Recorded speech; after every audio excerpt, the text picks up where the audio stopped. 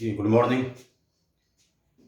पिछला वीडियो में कुछ न्यूमेरिकल्स बताना शुरू किया था, चाहे लॉग वेक्टर या पैरेललोग्राम लॉग वेक्टर, त्रिभुज का सदिश योग का नियम या समानांतर चतुर्भुज का सदिश योग का नियम से संबंधित वीडियो मैंने बनाया था। उसमें मैंने क्वेश्चन बताया था, आज उसके आधार पे कुछ क्वेश्चंस डालेंगे, उसी का एप्लीकेशन कैसे कैसे क्वेश्चंस होते हैं उस क्वेश्चन को हम डील करते हैं। थोड़ा सा देख लीजिए।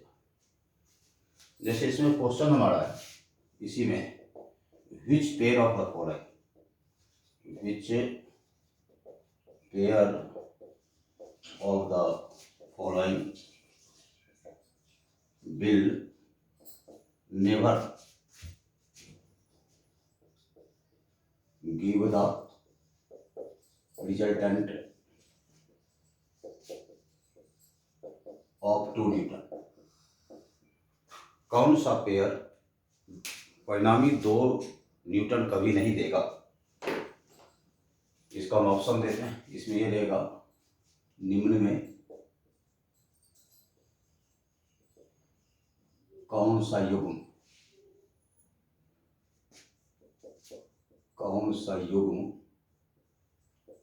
2 न्यूटन का परिणामी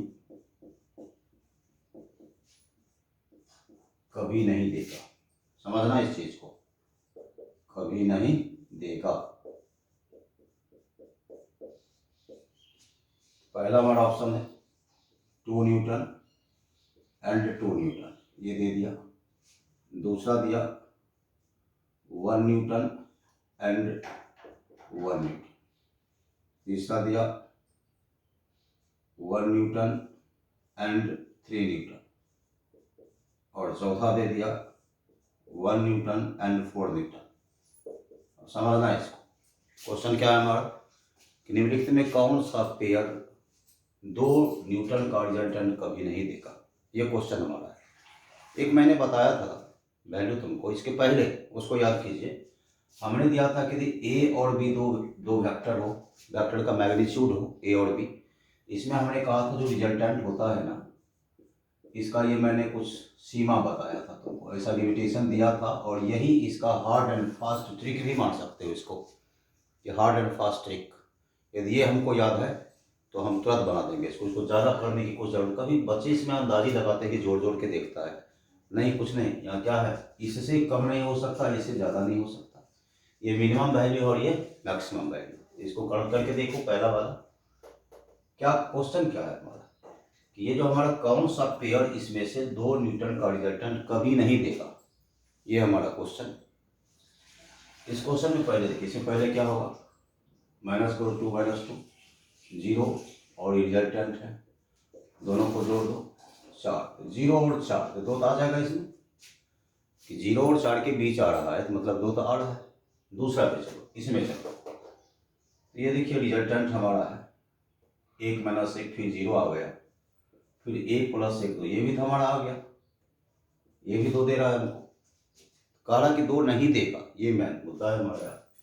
फिर चलो यहाँ पे देखो, यहाँ देखो रिजल्टेंट हमारा, ये देखिए 3 प्लस 1, यहाँ पे 4 होगा, और फिर 3 माइनस 1 के 2, फिर देखो ये भी तो आ रहा है, इसमें भी 2 आ रहा है। क्योंकि कह रहा कि 2 नहीं देगा, लेकिन हर इक्वेशन में हम देख रहे हैं कि 2 आ रहा है।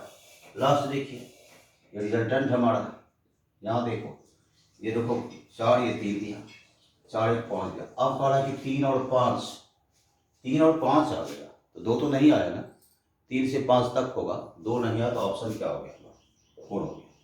काफ़ी अच्छा क्वेश्चन माना जाता है एयरफोर्स के लिए, नेवी के लिए, एनडीए के लिए भी काफ़ी अच्छा क्वेश्चन है ये क्वेश्चन पूछता है। फिर चलो एक बार, हमने कहा कौन सा युग्म 2n का परिणामी नहीं देगा, रिजल्टेंट 2n नहीं देगा।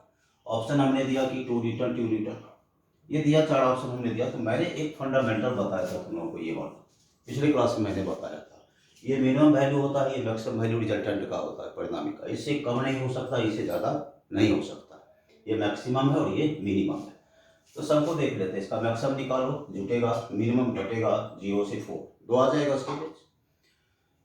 1 और 1 है तो मिनिमम 0 होगा, मैक्सिमम 2 होगा। 2 इसमें भी आ गया, यहाँ भी 2 आ गया, यहाँ भी 2 आ गया। यहाँ देखो 1 और 3 में घटाएंगे तो 2 आएगा, प्लस करेंगे तो 4 आएगा। 2 से 4 इसमें भी आ गया 2, फिर यहाँ पे देख रहे हैं कि 1 न्यूटन और 4 न्यूटन में क्या देख रहे हैं, इसको माइनस करते हैं तो 3 आता है, प्लस कर देते 5, 3 और 5, 3 से 5 तक जाएगा, इसका मतलब ये कभी भी 2 न्यूटन का रिजल्टेंट नहीं देगा। क्लियर, देख लो, नोट करो।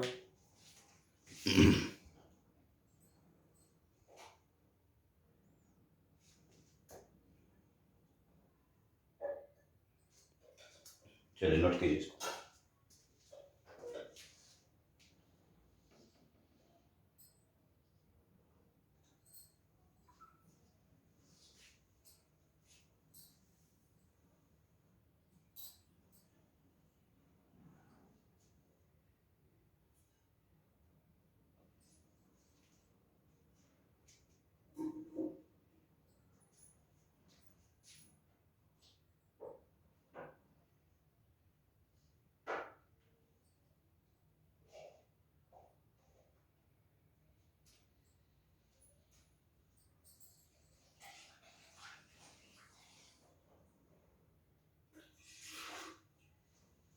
चलो हो गया, इसको मिटा दें। चलिए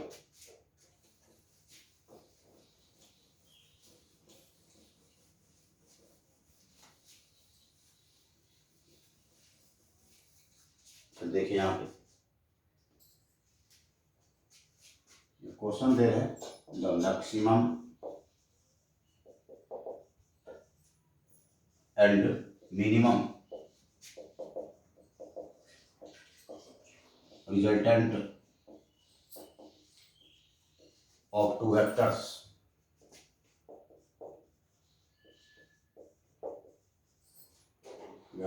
is 17 and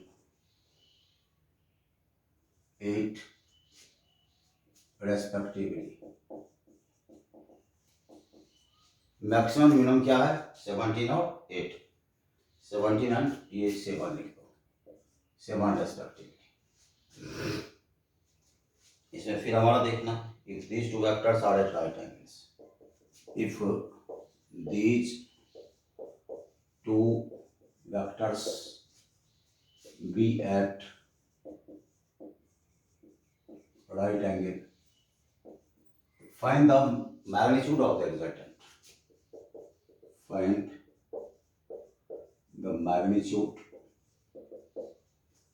of their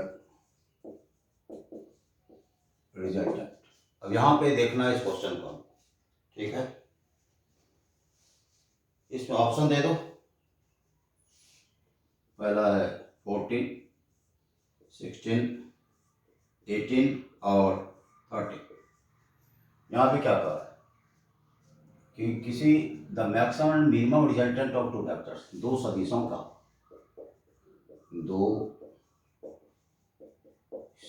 का अधिकतम तथा न्यूनतम परिणामी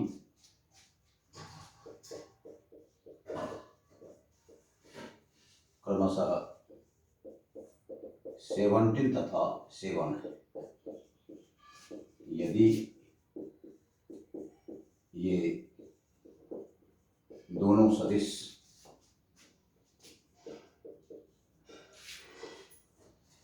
(90 डिग्री पर कार्यरत हो तब इनके परिणामी हैं, क्या है परिणाम, ये देखना है, या परिणामी क्या है कुछ भी लिख सकते हो। देखना ये है कि हमारा दो वेक्टर अधिकतम और न्यूनतम, मानते हैं कि एक हम ए मान लेते हैं, दूसरे को लो, एक वेक्टर हमारा ए है, दूसरा बी। ए का रिजल्टेंट हम ए मानते हैं, ए लिखेंगे, बी के रिजल्टेंट को क्या लिखोगे, बी लिखेंगे। इसका कह रहा है कि परिणामी रिजल्टेंट, मैक्सिमम हमारा क्या होता है, प्लस होता है, मिनिमम क्या होता है, माइनस होता है। तो आर मैक्स हमारा दिया गया है, आर मैक्स मैक्सिमम कितना देगा, 17, यहाँ पे ए प्लस बी लिख दो, कितना हमारा 17। अब फिर कह रहा है क्या कि इसका मिनिमम, आर मिनिमम बोल रहा है, आर मिनिमम कितना है, आर मिनिमम 7। मिनिमम को क्या लिखते हैं, माइनस लिखते हैं, पहले ही बताया है। आर मिनिमम क्या होगा, ए माइनस बी बराबर 7। ये दोनों को सॉल्व करो, यहाँ पे ए माइनस बी डालो। एक हमारा ए प्लस बी कितना है, ये हमारा 17 है। ए माइनस बी कितना है, 7 है। कैंसिल करो, ये 2 कितना होगा, 24 होगा। ए कितना होगा, 24/2 करो, 24/2। ये कितना आ जाएगा, ये 12 आ जाएगा। क्लियर। अब इसका वैल्यू डाल दो इसमें, तो बी निकाल लो। ए प्लस 12 17, ए बराबर कितना होगा, बी हमारा 5 होगा। समझना यार। कहा कि अधिकतम मैक्सिमम को क्या करते हैं, प्लस करते हैं, मिनिमम को क्या करते हैं, मिनिमम को माइनस करते हैं। ए प्लस बी हमारा 17 आया, ए माइनस बी कितना है, मिनिमम है तो हमारा माइनस है, ए माइनस बी 7 है। तो दोनों को हम लोग एलिमिनेशन मेथड से इसको सॉल्व करते हैं। तो ये बी और बी कैंसिल हो गए, ए प्लस ए 2 है, ये हमारा 24 आया। ए निकालो हमारा 12 आ गया। अब 12 का मान यहाँ रख दो, 5 आ गया। अब देखो एक कहानी और बन गई। यदि दोनों राइट एंगल के हैं, इस पर है राइट एंगल, तो थीटा कितना है, दोनों के बीच का एंगल कितना है, 90 डिग्री। रिजल्टेंट निकाल दो। रिजल्टेंट निकालते हैं।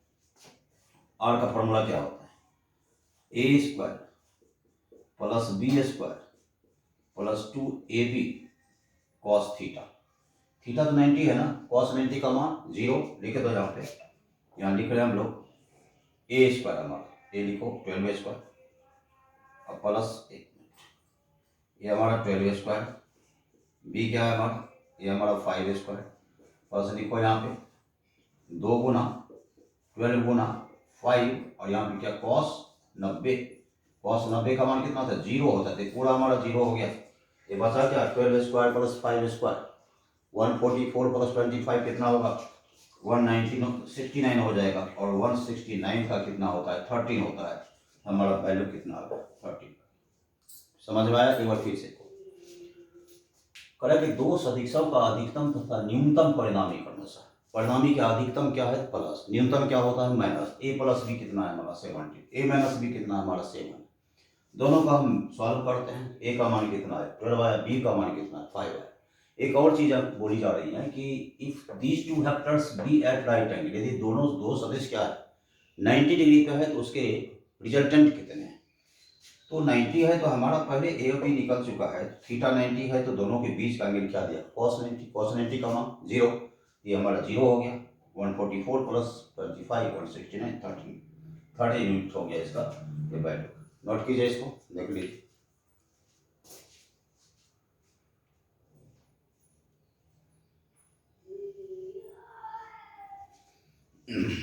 लिख लो।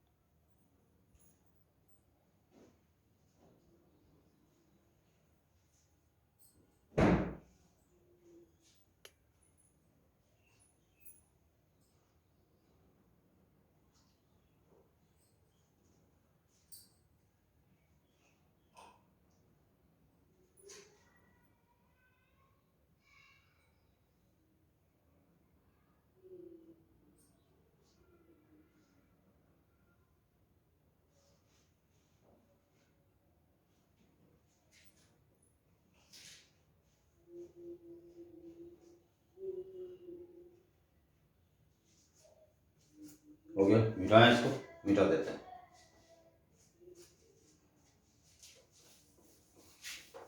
अगला क्वेश्चन,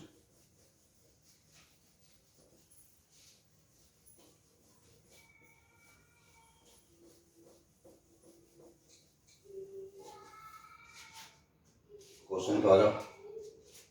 क्वेश्चन है the sum of magnitude of two forces acting at a point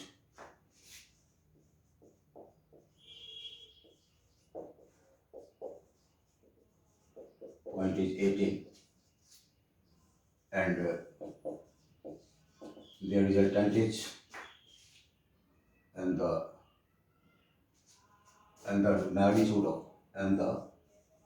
magnitude of the resultant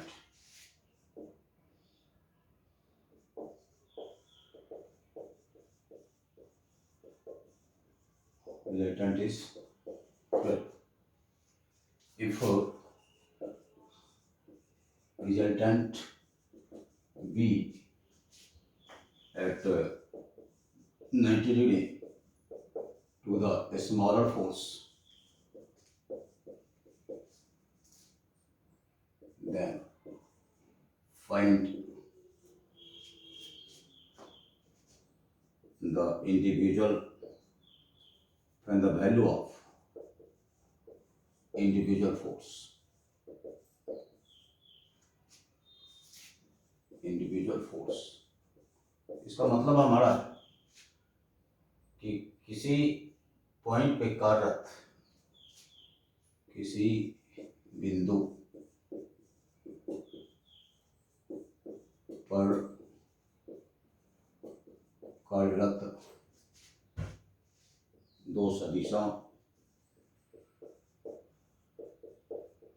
के परिणामी का परिमाण 18 है तथा इनके परिणामी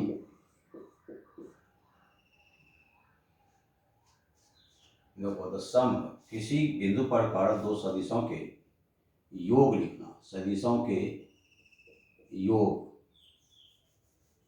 सदिशों के योग का परिमाण 18 है तथा इनके परिणामी का परिमाण 12 है। बल के अलग अलग मान क्या है?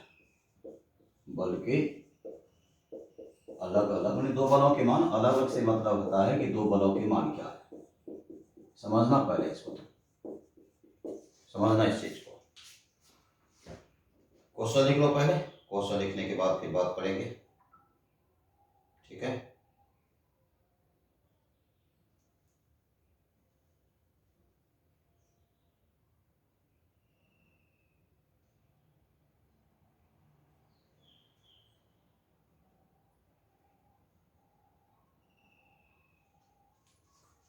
लिख लिया इसको। इसमें ऑप्शन देना है 1200, दूसरा हमारा है देखिए पहला 12/6, 15/3 और तीसरा हमारा 10/8 या कुछ भी ऐसा, ये 13/5 और चौथा 10/8। अब नजर देना है क्वेश्चन क्या कर रहा है। The sum of magnitude of two forces acting at a point is 18। करे किसी बिंदु पर कार्यरत दो सदिशों के परिणामी का योग कितना है? सदिशों के योग का परिमाण 18 है। योग का, दो सदिशों के योग का परिमाण इतना है और इनके परिणामी का परिमाण, इसको पकड़ना है। कड़ा एक सदिश हमारा ए है, यहाँ एक सदिश हमारा यहाँ बी है, इसका मैग्नीट्यूड क्या होगा? ए होगा। इसका मैग्नीट्यूड क्या होगा? बी होगा। ये होगा हमारा। तो यहाँ ये देखना है कि इस दोनों का सम कितना है। इसका सम हमारा क्या है? 18 है। ये दिया गया है कि इसका जो सम है हमारा 18 है। दूसरा का रिजल्टेंट जो है वो स्मॉलर पे है, लेकिन रिजल्टेंट कितना है? 12 है। ये आर कितना है? ये हमारा 12 है। और दो फोर्स ए का मान कितना है और बी का मान कितना है, यही पूछा जा रहा है। तो पहले यहाँ पे देखो, इसको 2-3 तरीका बनाने का है। यदि क्वेश्चन देते हैं तो 12, 6, 18। यदि इसको देते हैं सिंपली जोड़ते हैं तो 18 आता है, लेकिन वेक्टर मेथड से जोड़ते हैं तो रिजल्टेंट 12 आता है। समझना है इसको। वेक्टर से यदि रिजल्टेंट देते हैं कितना आता है? 12 आता है। लेकिन ऐसे क्या, देखो कन्फ्यूजिंग है। 12, 6, 18 हो सकता है। 15 और 3, 18 ये भी हो सकता है। 13, 5, 18 ये भी हो सकता है। 10, 8, 18 ये भी हो सकता है। मतलब सारे के सारे आंसर हो सकते हैं। यदि नीचे ऑप्शन दे दिया जाए ऑल ऑफ एबव, तो मैक्सिमम बच्चे ऊपरी सभी में आंसर टिक मार के चलाएगा, लेकिन नहीं, ऐसा नहीं है, थोड़ा सा है इसमें। तो ये रिजल्टेंट है तो डायरेक्ट तो नहीं जोड़ सकते ना, क्योंकि रिजल्टेंट का वेक्टर का मेथड होता है। सोचने वाली ये बात है कि यदि मान लो कि हमारा एक वेक्टर हमारा ए है और एक चीज़ और कहा है क्या, रिजल्टेंट जो है ये स्मॉलर पे हमारा ये 90 डिग्री बना रहा है, तो कोई भी स्मॉलर फोर्स मान लो हम मान लेते हैं, हम ये ले लेते हैं, ये ले लेते हैं कि हमारा ए मोर देन बी ले लेते हैं, ये लेते हैं तो हमारा बी जो है इसको बी मानते हैं, या ए लेस देन बी ले लो, ए बी से छोटा है तो इसको ए ले लो, और ये रिजल्टेंट हमारा है, ये क्या है हमारा रिजल्टेंट, और ये क्या कह रहा है, ये हमारा इस पर परपेंडिकुलर है, तो बी यहाँ कहीं होगा, तो कन्फर्मली है कि हमारा बी जो है इसके बीच एंगल 90 से ज़्यादा है, ये तो कन्फर्म है।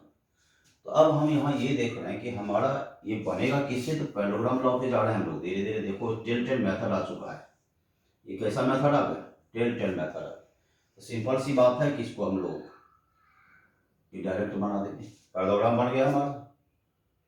तो ऐसे यदि कहते हैं ना तो हम कहते हैं कि ये वेक्टर देखो, ये वेक्टर ए है, ये हमारा बी है, या हम कहते हैं ये हमारा बी है, ये आर है, तो ये तो 90 की बात नहीं आ रही है, तो ये हमारा नहीं बन पाएगा, जब भी बनेगा तो ये बनेगा। अब देखो कह रहा यहाँ पे कि इसका अलग अलग रिजल्टेंट क्या है, अलग अलग वैल्यू क्या है फोर्स का। दो तरीका है, एक बहुत ही आसान मेथड, एक इससे बनाते हैं। तो यहाँ पे एक चीज़ देखो कि एक चीज़ मैंने बताया था, मानते हैं कि ये एंगल जो है इसके साथ अल्फा बना रही है, इस एंगल को हम अल्फा मान लेते हैं, क्या मान लेते हैं, अल्फा मान लेते हैं। रिजल्टेंट 90 है लेकिन क्या मान लिया उसको, अल्फा। तो हमने एक फॉर्मूला लिखा था, तुमको शायद याद होगा कि tan अल्फा क्या लिखा था, b sin थीटा बटा a plus b cos theta, याद है, डायरेक्शन जब बता रहे थे एक फॉर्मूला लिखा था tan अल्फा बराबर b sin थीटा बटा a plus b cos theta. अब ये बताओ अल्फा का मान कितना है, 90 है ना, अल्फा का मान 90 है, यहाँ पे क्या लिखोगे, tan 90 डिग्री बराबर b sin थीटा बटा a plus b cos theta, ये हमारा होगा। लेकिन ये देखो ये इनफाइनाइट अनडिफाइंड होता है, अनडिफाइंड कब होगा, ये अनडिफाइंड कब होगा, जब यहाँ पे जीरो होगा। मान लो कि हम लिखते हैं कि 1/0 बराबर क्या, अनडिफाइंड, यही बोलते हैं। इस पर यदि जीरो होगा तब तो अनडिफाइंड होगा हमारा। ये अनडिफाइंड कब होगा, जब किसी क्वांटिटी में हम जीरो से डिवाइड करते हैं तो क्या होता है, अनडिफाइंड होता है। इसका मान लो कितना, दैट इज हमारा यहाँ क्या लिखेंगे, अर्थात a plus B cos theta बराबर कितना, जीरो। बात समझ, यही समझना, इसे बच्चे कंफ्यूज कर सकते हैं।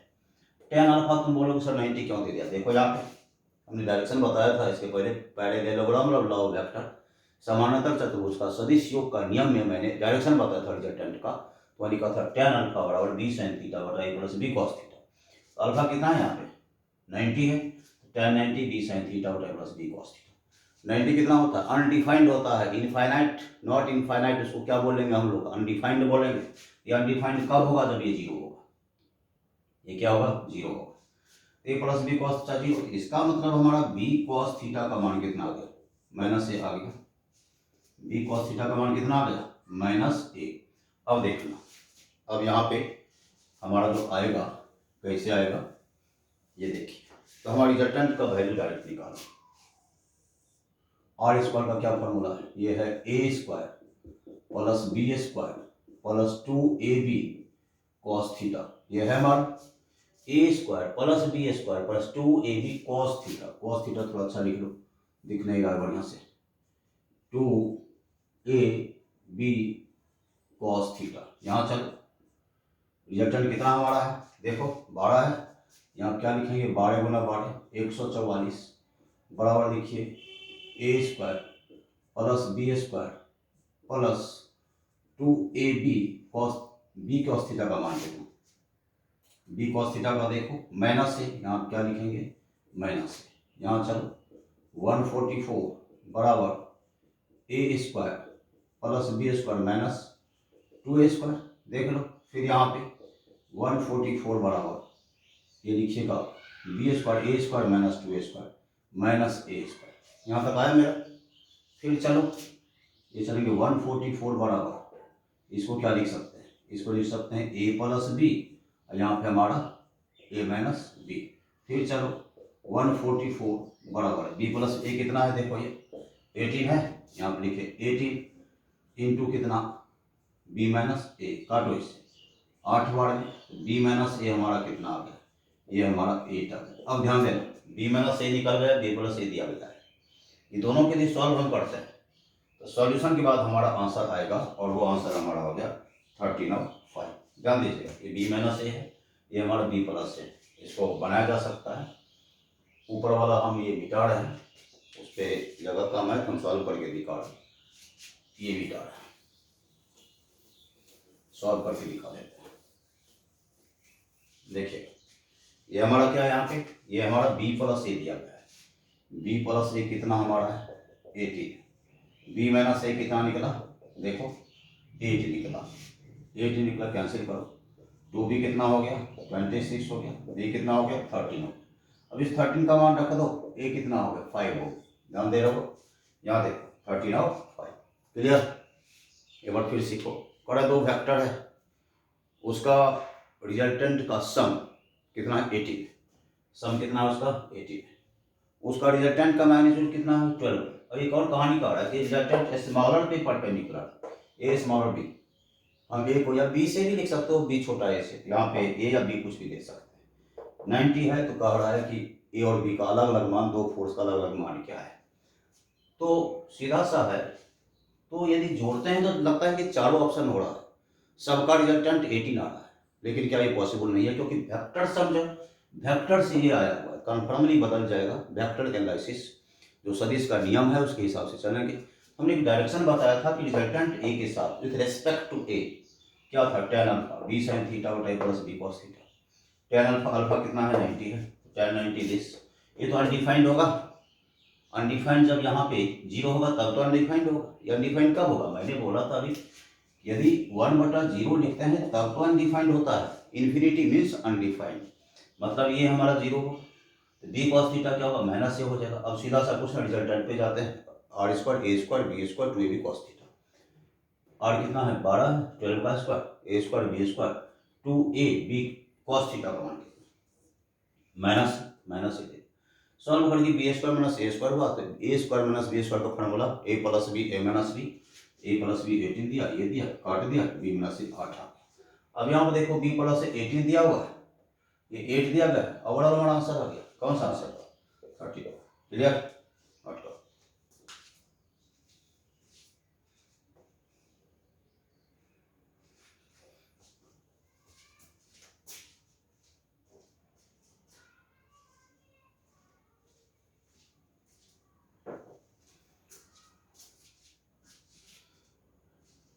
तो नेक्स्ट डे क्वेश्चन और बताएंगे, आज हम इतना ही पढ़ेंगे और इसको ध्यान से देखना है जितना क्वेश्चन मैंने बताया है। इसके आधार पर फिर हम आगे बढ़ेंगे, 6-7 क्वेश्चन और बताएंगे जो ये क्वेश्चन पूछा हुआ क्वेश्चन है, इसके अलावा फिर बताएंगे। और आज इतना ही, ठीक है, good day, all the best.